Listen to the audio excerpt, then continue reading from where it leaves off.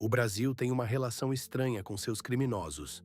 Não é que a gente acha que o que fizeram está certo, é que a gente transforma alguns deles em personagem, em símbolo, às vezes até em herói. Coloca o rosto deles em camiseta. Faz documentário celebratório. Discute a reabilitação enquanto a família da vítima assiste calada. E isso não é inocente. Esse vídeo fala sobre 5 casos de criminosos que o Brasil romantizou e tenta entender por que isso acontece e o que custa quando acontece. Primeiro caso, Lampião.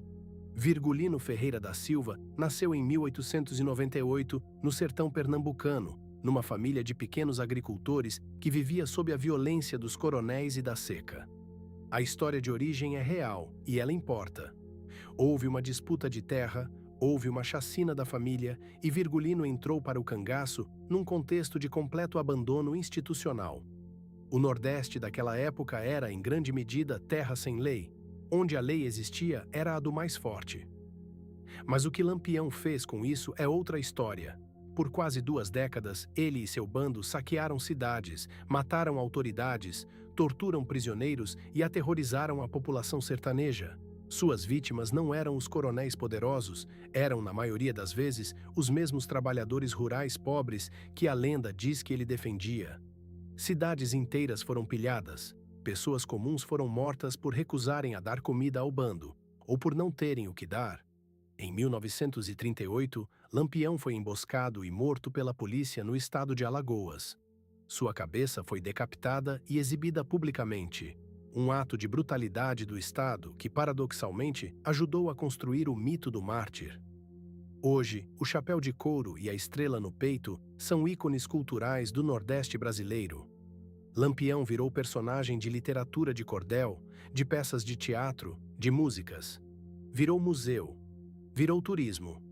O problema não é estudar Lampião, nem entender o contexto histórico que o produziu. O problema é quando a lenda apaga as vítimas, quando o símbolo do rebelde fica e os crimes concretos contra pessoas concretas somem da narrativa. Ninguém ergueu museu para as vítimas do cangaço. Segundo caso, goleiro Bruno. Bruno Fernandes das Dores de Souza era um dos goleiros mais promissores do futebol brasileiro no início dos anos 2000. Jogava no Flamengo, era convocado para a seleção, tinha contrato milionário. Em 2010, Elisa Samúdio desapareceu. Elisa tinha 25 anos e era mãe do filho de Bruno, uma criança que ele se recusava a reconhecer. Quando ela foi a público reclamar seus direitos, a situação escalou. A investigação que se seguiu revelou que Elisa foi sequestrada, assassinada e seu corpo dado a cachorros para ser destruído. Bruno foi apontado como mandante. Um primo dele confessou ter cometido o crime. O filho de Elisa, à época um bebê, ficou sob guarda da família de Bruno. Bruno foi preso, julgado e condenado a mais de 22 anos de reclusão. Cumpriu parte da pena. Em 2017, um habeas corpus lhe concedeu liberdade enquanto o processo ainda corria. E aí aconteceu algo que disse muito sobre o Brasil. Teve torcida. Clubes manifestaram interesse em contratá-lo. Torcedores o aplaudiram em treinos abertos. Comentaristas esportivos debateram se ele ainda tinha condições técnicas, como se a questão central fosse essa. A expressão que apareceu repetidamente foi: ele já pagou pelo que fez? Elisa tinha 25 anos quando morreu. Deixou um filho que cresceu sem mãe, criado pela família do homem que mandou matá-la. O corpo dela nunca foi encontrado por inteiro. Cada vez que alguém discute a carreira de Bruno, Elisa é apagada uma segunda vez. Terceiro caso, Suzanne von Richthofen. Na madrugada de 31 de outubro de 2002, Manfred e Marisia von Richthofen foram assassinados enquanto dormiam em sua casa em São Paulo. Ela tinha 49 anos. Ele tinha 53. Trabalhavam, tinham uma vida construída e foram mortos com golpes de martelo por jovens que entraram pela garagem. Suzanne, filha do casal, tinha 18 anos. Ela planejou o crime com o namorado, Daniel Cravinhos, e o irmão dele. A motivação envolvia herança, controle e uma relação de dependência tóxica que os pais tentavam interromper. Suzanne foi condenada a 39 anos. Cumpriu parte da pena com benefícios progressivos, saídas temporárias, regime semiaberto. Com o tempo, ela virou fenômeno de mídia.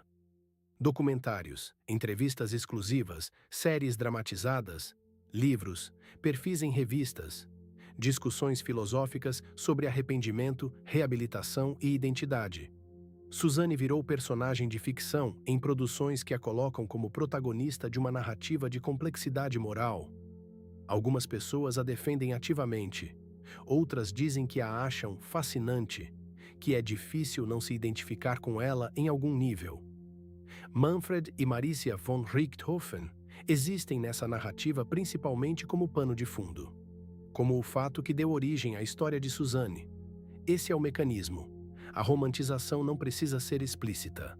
Basta o enquadramento, basta colocar o criminoso no centro e deixar as vítimas na margem.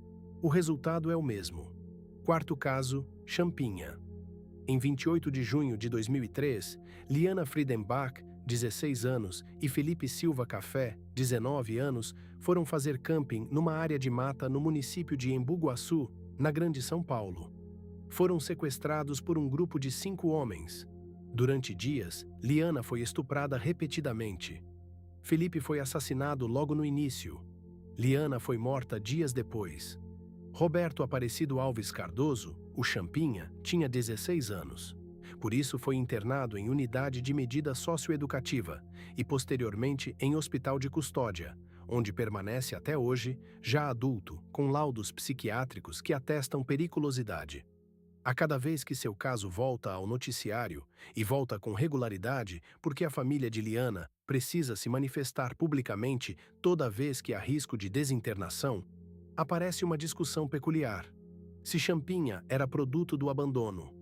Se o sistema falhou com ele antes de ele falhar com as vítimas. Se ele merece uma chance de reinserção. Ninguém está errado em fazer essas perguntas.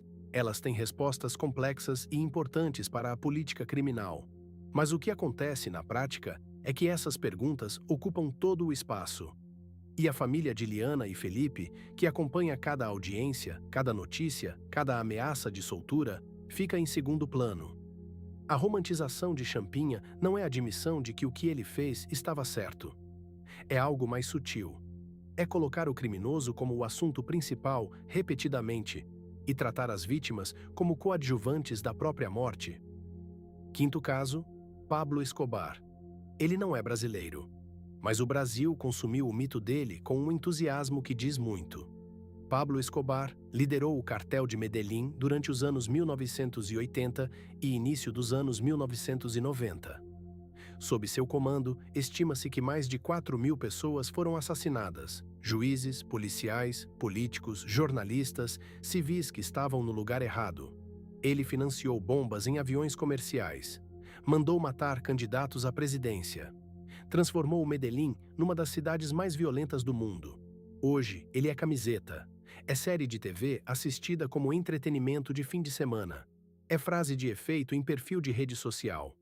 É tema de tour turístico em Medellín, onde famílias de vítimas protestaram contra esse turismo por anos, sem conseguir pará-lo. O mecanismo aqui é claro. A narrativa de gênio do crime que desafiou o Estado é dramaticamente mais interessante do que a contagem de mortos. Então, uma vira série, a outra vira dado de rodapé. Por que fazemos isso? Psicólogos que estudam criminologia popular falam em fascínio pela sombra, uma atração instintiva por quem viola as regras que nós mesmos seguimos, por quem age sem as restrições que nos contêm. É como assistir a um incêndio. Não queremos que o prédio queime, mas não conseguimos desviar o olhar. Mas tem algo específico no contexto brasileiro. Um país com desigualdade histórica profunda, com instituições sistematicamente falhas, com uma população que frequentemente viu o Estado como instrumento de opressão e não de proteção, esse país cria um terreno fértil para narrativas de rebeldia. Para o personagem que não jogou pelas regras de um jogo que, convenhamos, nunca foi justo para todos. O problema não é reconhecer essa dinâmica. O problema é quando essa dinâmica vira produto sem responsabilidade. Quando a série sobre o criminoso fatura milhões sem que nenhum centavo vá para as famílias das vítimas. Quando o documentário traz o criminoso para falar por 40 minutos e dá 2 minutos para a família da vítima. Quando a camiseta do bandido é moda E o nome da vítima ninguém mais lembra. Romantizar um criminoso não é um ato neutro, é uma escolha de quem colocar no centro. E quem vai para o centro, as vítimas ficam de fora. Da próxima vez que você ver uma camiseta de Lampião, um documentário celebrando Suzane ou uma torcida por Bruno, vale perguntar: quem estamos esquecendo para que esse personagem possa existir? Sempre tem alguém. Se esse caso te deixou pensando, compartilhe com alguém. Crimes assim acontecem mais perto de nós do que imaginamos. Se inscreva no canal Palito Crime. Todo dia um novo caso real, do jeito que a gente sabe contar. Ativa o sino, você não vai querer perder o próximo. E nos comentários, o que você achou? Deixe a sua opinião. Até o próximo caso. No próximo caso, um homem foi condenado por um crime que não cometeu. Ficou preso 8 anos. Quando saiu, a única coisa que queria era encontrar quem realmente tinha feito aquilo.